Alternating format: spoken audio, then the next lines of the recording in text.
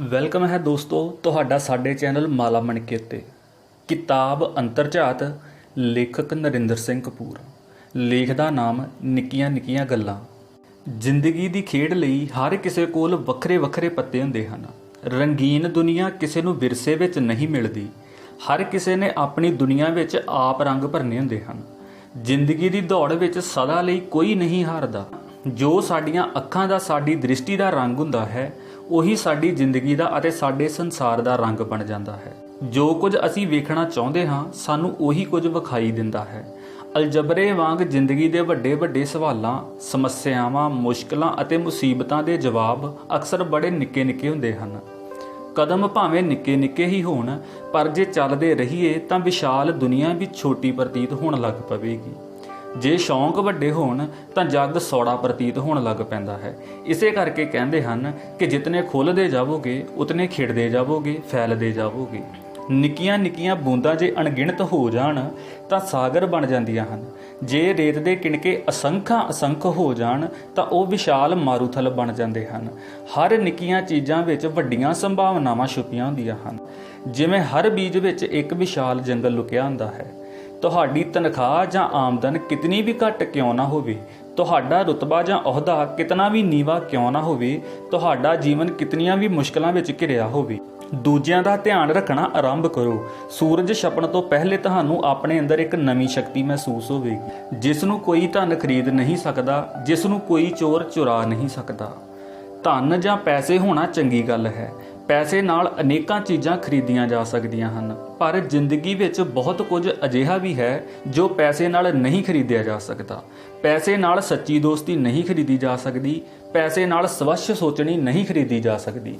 ਪੈਸੇ ਨਾਲ ਚੰਗੀ ਸਿਹਤ, ਪ੍ਰਸੰਨ ਬਿਰਤੀ, ਉਸਾਰੂ ਦ੍ਰਿਸ਼ਟੀਕੋਣ, ਮਨ ਦੀ ਅਮੀਰੀ, ਗਿਆਨ ਦਾ ਆਨੰਦ, ਅੰਦਰਲੀ ਸ਼ਾਂਤੀ ਆਦਿ ਨਹੀਂ ਖਰੀਦੀ ਜਾ ਸਕਦੀ।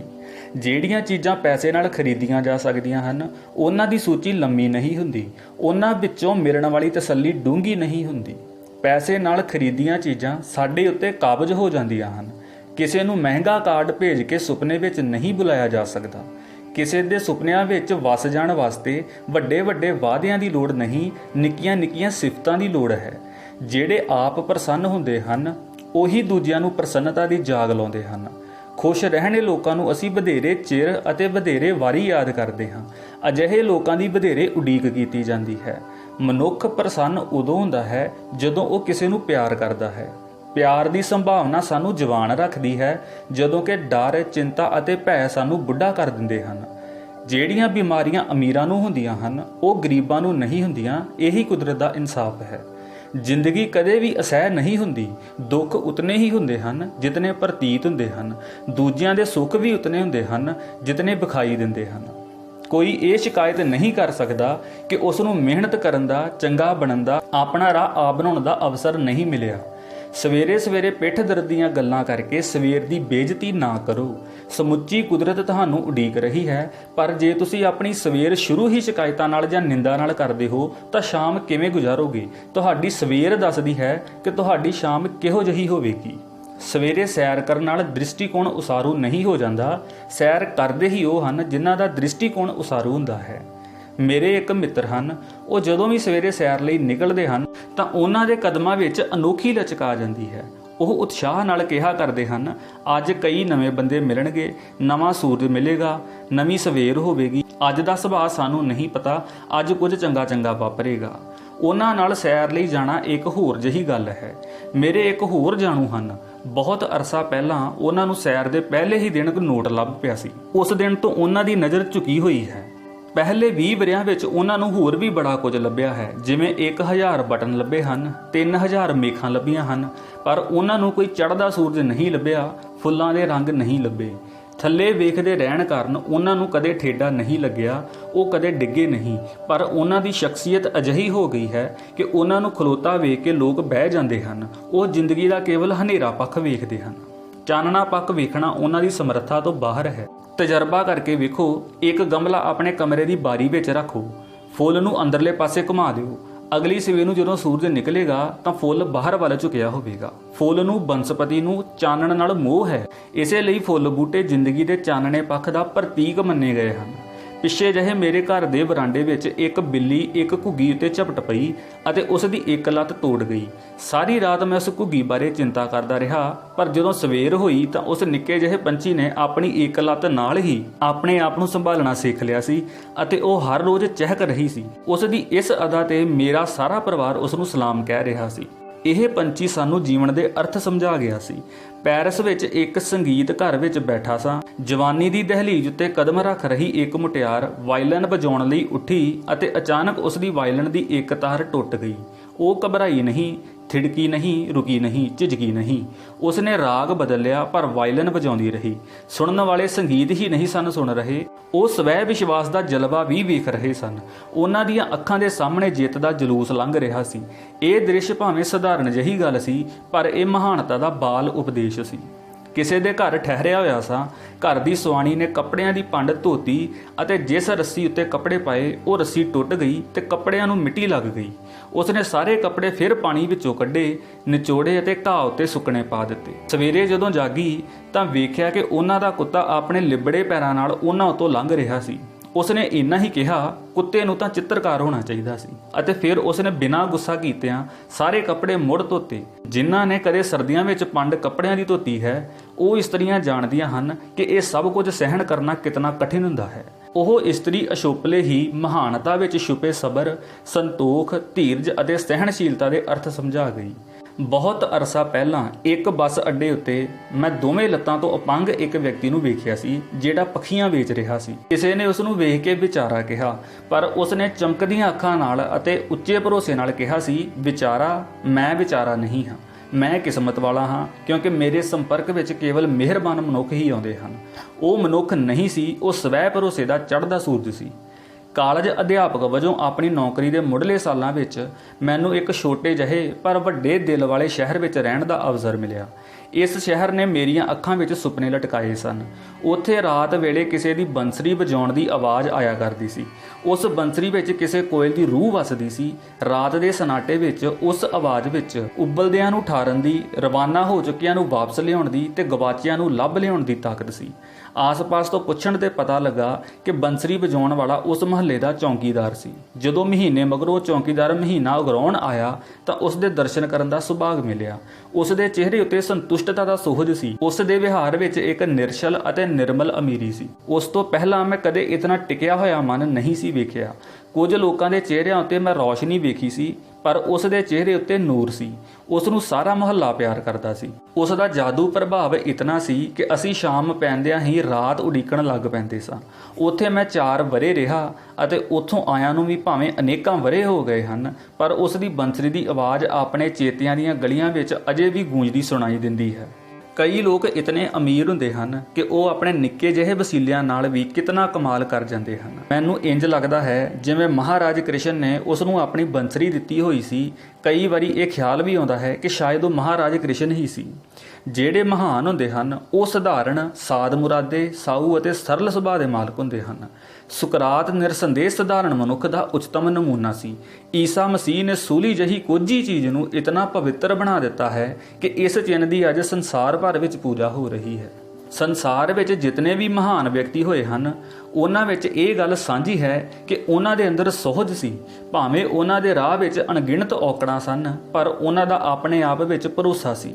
ਜਿਨ੍ਹਾਂ ਦਾ ਆਪਣੇ ਆਪ ਵਿੱਚ ਭਰੋਸਾ ਹੁੰਦਾ ਹੈ, ਉਹ ਆਪਣੀਆਂ ਅਸਫਲਤਾਵਾਂ ਦੀ ਢੇਰੀ ਉੱਤੇ ਉੱਚੇ ਹੋ ਕੇ ਖਲੋ ਜਾਂਦੇ ਹਨ ਅਤੇ ਉਹਨਾਂ ਨੂੰ ਦਿਸਣ ਵਾਲਾ ਅੰਬਰ ਹੋਰ ਵਿਸ਼ਾਲ ਹੋ ਜਾਂਦਾ ਹੈ। ਉਹ ਆਸ਼ਾਵਾਦੀ ਹੁੰਦੇ ਹਨ। ਆਸ਼ਾਵਾਦੀ ਉਸ ਵਿਅਕਤੀ ਨੂੰ ਕਹਿੰਦੇ ਹਨ ਜਿਹੜਾ ਆਲੇ ਦੁਆਲੇ ਨੂੰ ਭਰਵੀਂ ਨਜ਼ਰ ਨਾਲ ਵੇਖ ਕੇ ਆਪਣੇ ਨਿਗੂਣੇਪਣ ਦੇ ਬਾਵਜੂਦ ਅੰਤਾਂ ਦੇ ਵਿਸ਼ਵਾਸ ਦਾ ਪ੍ਰਗਟਾਵਾ ਕਰੇ। ਇਹ ਪ੍ਰਗਟਾਵਾ ਕੁਝ ਕਰਨ ਨਾਲ ਹੀ ਆਉਂਦਾ ਹੈ।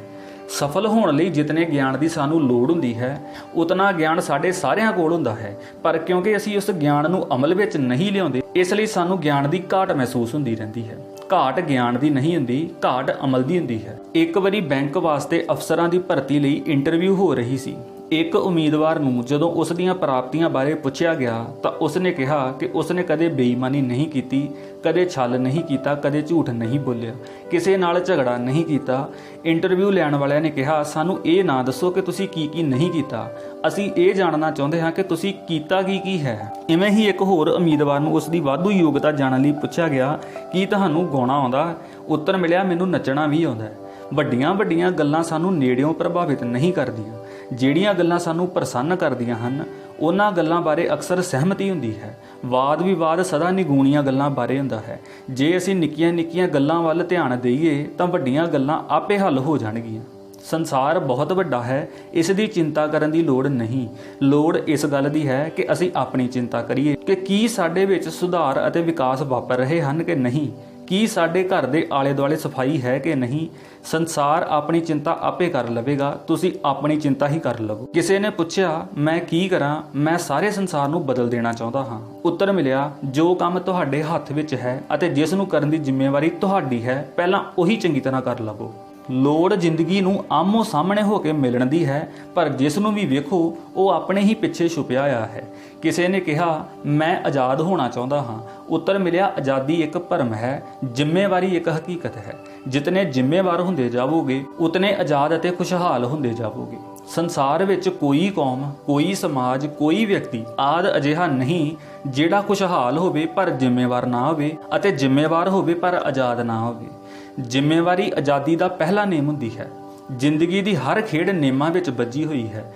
ਇਹਨਾਂ ਨੇਮਾਂ ਤੋਂ ਬਿਨਾਂ ਉਸ ਖੇਡ ਨੂੰ ਖੇਡਿਆ ਨਹੀਂ ਜਾ ਸਕਦਾ। ਨੇਮਾਂ ਦਾ ਪਾਲਣਾ ਕਰਨ ਵਾਲੀ ਟੀਮ ਨੂੰ ਹੀ ਜੇਤੂ ਕਰਾਰ ਦਿੱਤਾ ਜਾਂਦਾ ਹੈ। ਦੰਪਤੀ ਜੀਵਨ ਦੇ ਵੀ ਨੇਮ ਹੁੰਦੇ ਹਨ। ਇਹਨਾਂ ਨੇਮਾਂ ਨੂੰ ਪਾਲਣ ਨਾਲ ਸਾਡੇ ਵਿੱਚ ਨਾ ਕੇਵਲ ਸਵੈ ਭਰੋਸਾ ਉਪਜਦਾ ਹੈ, ਸਗੋਂ ਅਸੀਂ ਦੂਜਿਆਂ ਵਿੱਚ ਉਤਸ਼ਾਹ ਉਪਜਾਉਣ ਦੇ ਵੀ ਯੋਗ ਹੋ ਜਾਂਦੇ ਹਾਂ। ਜਿਹੜੇ ਇਹਨਾਂ ਨੇਮਾਂ ਦੀ ਉਲੰਘਣਾ ਕਰਦੇ ਹਨ ਉਹ ਅਕਸਰ ਆਪਣੀਆਂ ਸ਼ਰਤਾਂ ਦੀ ਦੁਹਾਈ ਦਿੰਦੇ ਹਨ। ਜੇਕਰ ਕੋਈ ਕਹੇ ਕਿ ਮੈਂ ਨੇਮਾਂ ਦੀ ਪਾਲਣਾ ਕਰਨ ਦੀ ਬਜਾਏ ਆਪਣੀਆਂ ਸ਼ਰਤਾਂ ਤੇ ਜ਼ਿੰਦਗੀ ਜੀਵਾਂਗਾ, ਆਪਣੀਆਂ ਸ਼ਰਤਾਂ ਤੇ ਪਿਆਰ ਕਰਾਂਗਾ, ਮੈਂ ਆਪਣੀਆਂ ਸ਼ਰਤਾਂ ਤੇ ਹੀ ਰਿਸ਼ਤਾ ਉਸਾਰਾਂਗਾ, ਇਹ ਸਭ ਕੁਝ ਕਹਿਣਾ ਇਵੇਂ ਹੀ ਹੈ ਜਿਵੇਂ ਕੋਈ ਕਹੇ ਕਿ ਮੈਂ ਆਪਣੀਆਂ ਸ਼ਰਤਾਂ ਤੇ ਮੀਂਹ ਪੈਣ ਦੇਵਾਂਗਾ, ਰਾਤ ਮੇਰੀਆਂ ਸ਼ਰਤਾਂ ਤੇ ਪਵੇਗੀ।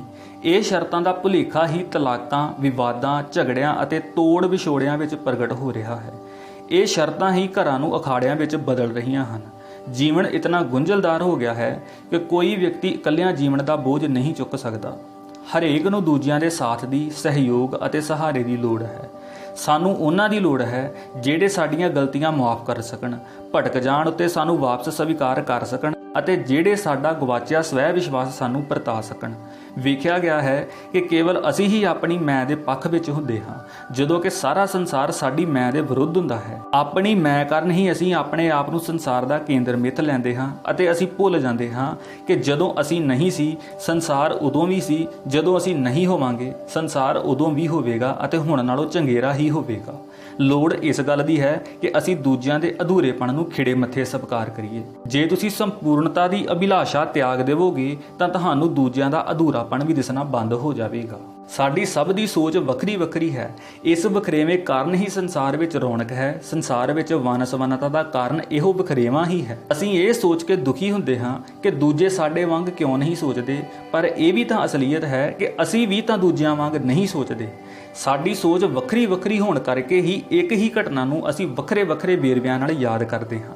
ਕਈ ਪਤੀ ਕਹਿੰਦੇ ਹਨ ਕਿ ਉਹਨਾਂ ਨੇ ਗਲਤ ਇਸਤਰੀ ਨਾਲ ਵਿਆਹ ਕਰਵਾ ਲਿਆ ਹੈ। ਕੋਈ ਇਹ ਕਹਿਣ ਦੀ ਦਲੇਰੀ ਕਿਉਂ ਨਹੀਂ ਕਰਦਾ ਕਿ ਉਸ ਦੀ ਪਤਨੀ ਦਾ ਵਿਆਹ ਗਲਤ ਪੁਰਸ਼ ਨਾਲ ਹੋ ਗਿਆ ਹੈ। ਆਪਣੇ ਵਿੱਚ ਕੋਈ ਔਗਣ ਲੱਭਣਾ ਬੜਾ ਮੁਸ਼ਕਲ ਹੁੰਦਾ ਹੈ। ਗੁਣ ਅਤੇ ਔਗਣ ਦੋਵੇਂ ਪਰਿਸਥਿਤੀਆਂ ਦੀ ਦੇਣ ਹੁੰਦੇ ਹਨ। ਉਦਾਹਰਣ ਵਜੋਂ ਅਸੀਂ ਗਹਿਣਾ ਖਰੀਦਦੇ ਉਸ ਦੇ ਡਿਜ਼ਾਈਨ ਜਾਂ ਨਮੂਨੇ ਕਰਕੇ ਹਾਂ, ਪਰ ਜਦੋਂ ਵੇਚਣ ਜਾਂਦੇ ਹਾਂ ਤਾਂ ਉਹੀ ਡਿਜ਼ਾਈਨ ਹੀ ਉਸ ਦਾ ਔਗਣ ਬਣ ਜਾਂਦਾ ਹੈ। ਇਵੇਂ ਇੱਕ ਸਮੇਂ ਦੀ ਸਫਲਤਾ ਵੀ ਸਮਾਂ ਬੀਤਣ ਉੱਤੇ ਅਸਫਲਤਾ ਹੋ ਨਿਬੜਦੀ ਹੈ। ਜੇ ਵਿਸ਼ਾਲ ਦ੍ਰਿਸ਼ਟੀ ਨਾਲ ਵੇਖਿਆ ਜਾਵੇ ਤਾਂ ਸਫਲਤਾ ਅਸਫਲਤਾ ਨਾਲੋਂ ਵਧੇਰੇ ਦੁਖਦਾਈ ਹੁੰਦੀ ਹੈ।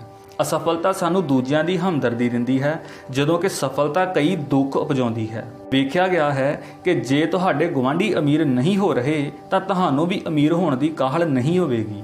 ਇਹ ਵੀ ਵੇਖਿਆ ਗਿਆ ਹੈ ਕਿ ਮਹਾਨ ਪਰਿਵਰਤਨ ਸੰਜੋਗਾਂ ਨਾਲ ਨਹੀਂ ਵਾਪਰਦੇ, ਇਹ ਸਖਤ ਮਿਹਨਤ ਦਾ ਸਿੱਟਾ ਹੁੰਦੇ ਹਨ। ਅਸੀਂ ਅਸੀਮ ਅਤੇ ਅਨੰਤ ਪਿਆਰ ਦੀ ਤਾਂਘ ਕਰਦੇ ਹਾਂ, ਪਰ ਭੁੱਲ ਜਾਂਦੇ ਹਾਂ ਕਿ ਪਿਆਰ ਪ੍ਰਾਪਤ ਕਰਨ ਲਈ ਸਾਡੀ ਸਮਰੱਥਾ ਬੜੀ ਸੀਮਤ ਹੁੰਦੀ ਹੈ। ਅਸੀਂ ਸਾਗਰ ਲਈ ਤਾਂਘਦੇ ਹਾਂ, ਪਰ ਸਾਡੀ ਪਿਆਸ ਇੱਕ ਗੜਵੀ ਤੋਂ ਵੱਧ ਨਹੀਂ ਹੁੰਦੀ। ਅਸੀਂ ਚੰਗੀਆਂ ਲਿਖਤਾਂ ਦਾ ਪ੍ਰਗਟਾਵਾ ਤਾਂ ਗ੍ਰਹਿਣ ਕਰਦੇ ਹਾਂ, ਪਰ ਉਸ ਨੂੰ ਯਤਨ ਅਤੇ ਅਮਲ ਵਿੱਚ ਨਹੀਂ ਢਾਲਦੇ। ਇਹੀ ਕਾਰਨ ਹੈ ਕਿ ਜੀਵਨ ਦੇ ਠੀਕ ਰਸਤੇ ਦਾ ਗਿਆਨ ਹੁੰਦਿਆਂ ਵੀ ਅਸੀਂ ਜਾਣ-ਬੁੱਝ ਕੇ ਕੁਰਾਹੇ ਪੈ ਜਾਂਦੇ ਹਾਂ। ਸਾਡੇ ਕੋਲ ਜੀਵਨ ਉਦੇਸ਼ ਤਾਂ ਹੁੰਦਾ ਹੈ, ਪਰ ਇਹ ਸਪਸ਼ਟ ਨਹੀਂ ਹੁੰਦਾ। ਇਸੇ ਕਰਕੇ ਅਸੀਂ ਵਧੇਰੇ ਵਾਰ ਉਦਾਸ ਹੁੰਦੇ ਹਾਂ, ਵਧੇਰੇ ਵਾਰ ਬਿਮਾਰ ਪੈਂਦੇ ਹਾਂ। ਅਸੀਂ ਦੂਜਿਆਂ ਦੀ ਨਕਲ ਕਰਕੇ ਪ੍ਰਸੰਨ ਹੋਣਾ ਚਾਹੁੰਦੇ ਹਾਂ, ਪਰ ਭੁੱਲ ਜਾਂਦੇ ਹਾਂ ਕਿ ਨਕਲ ਵਿੱਚੋਂ ਦੁਹਰਾਓ ਹੀ ਉਪਜਦਾ ਹੈ, ਪ੍ਰਸੰਨਤਾ ਮੌਲਿਕਤਾ ਵਿੱਚੋਂ ਹੀ ਉਪਜਦੀ ਹੈ। ਤੁਹਾਡੇ ਵਾਂਗ ਮੈਂ ਵੀ ਬਹੁਤ ਸਾਰੇ ਅਜਿਹੇ ਜਵਾਨ ਲੜਕੇ ਲੜਕੀਆਂ ਨੂੰ ਜਾਣਦਾ ਹਾਂ ਜਿਨ੍ਹਾਂ ਨੇ ਆਪਣੀ ਪੜ੍ਹਾਈ ਮੁਕਾਉਣ ਤੋਂ ਪਹਿਲਾਂ ਹੀ ਆਪਣੇ ਮਾਪਿਆਂ ਤੋਂ ਬਾਹਰੇ ਹੋ ਕੇ ਆਪ ਹੁਦਰੇਪਣ ਨਾਲ ਵਿਆਹ ਕਰਵਾ ਲਿਆ ਸੀ। ਉਹਨਾਂ ਨੂੰ ਪਛਤਾਉਣ ਲਈ ਜ਼ਿੰਦਗੀ ਖੁੱਲ੍ਹਾ ਵਕਤ ਦੇ ਰਹੀ ਹੈ।